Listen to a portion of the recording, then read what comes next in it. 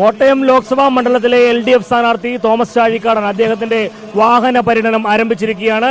കേരള കോൺഗ്രസിന്റെ തട്ടകമായ KM മാണി സാറിന്റെ തട്ടകമായ പാലായിൽ നിന്നുമാണ് ഈ പര്യടനം ആരംഭിച്ചിട്ടുള്ളത്.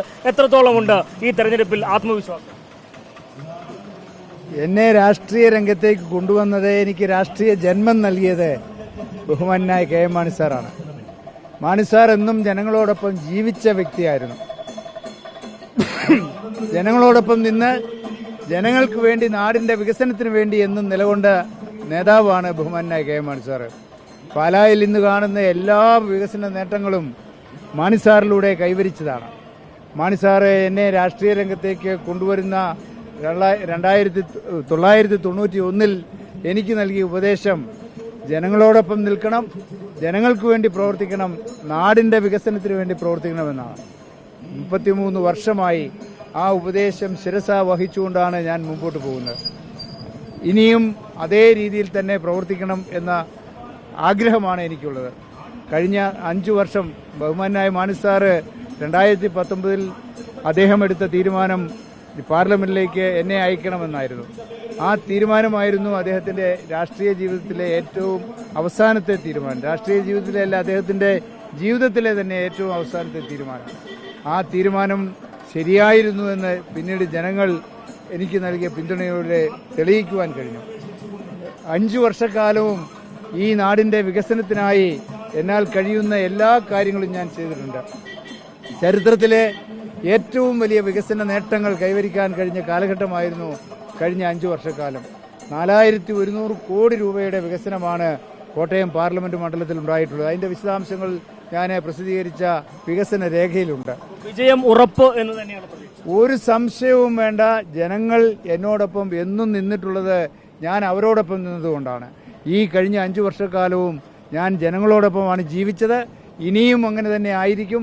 അതുകൊണ്ട് തന്നെ ആ ബോധ്യം ജനങ്ങൾക്കുണ്ട്. അവരെന്നെ സഹായിക്കും.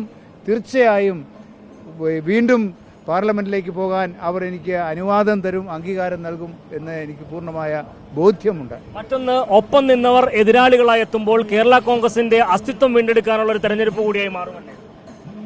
ഒപ്പം നിന്നവർ എതിരാളികളായി മാറി എന്ന് പറയുമ്പോൾ അവർ ഒപ്പം നിന്നത് കൂടെ നിൽക്കുകയായിരുന്നില്ല. ഞങ്ങളെ ചതിക്കുവാൻ വേണ്ടിയിട്ട്, പാർട്ടിയെ ഇല്ലാതാക്കാൻ വേണ്ടിയിട്ടുള്ള പരിശ്രമമാണ് നടത്തിയത്. ആ പരിശ്രമത്തിനിടയിലാണ് ഞങ്ങളെ UDF നിന്നും ഞങ്ങൾ പുറത്താക്കപ്പെട്ടത്.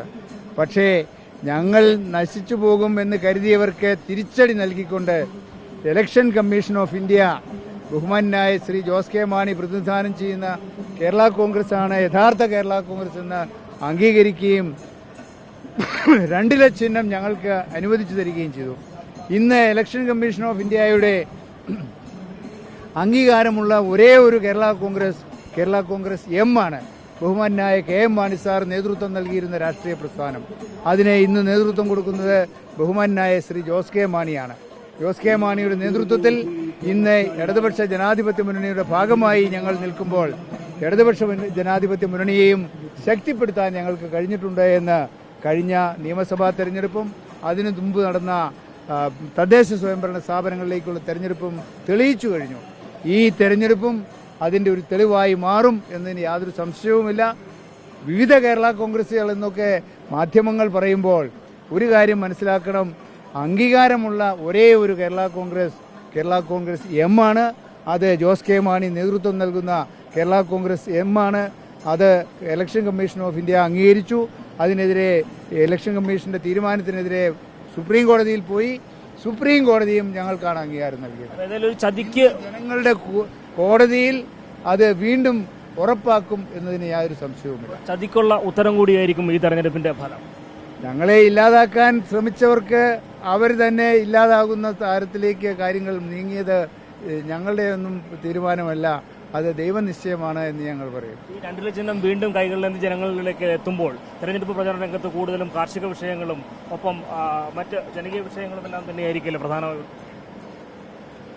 ഞാൻ കഴിഞ്ഞ 7 തെരഞ്ഞെടുപ്പുകളിൽ മത്സരിച്ചപ്പോഴും എൻ്റെ ചിഹ്നം 2 ഇത് 8ാമത്തെ തെരഞ്ഞെടുപ്പാണ്. ആ 8ാമത്തെ തെരഞ്ഞെടുപ്പിലും 2 ചിഹ്നമാണ്.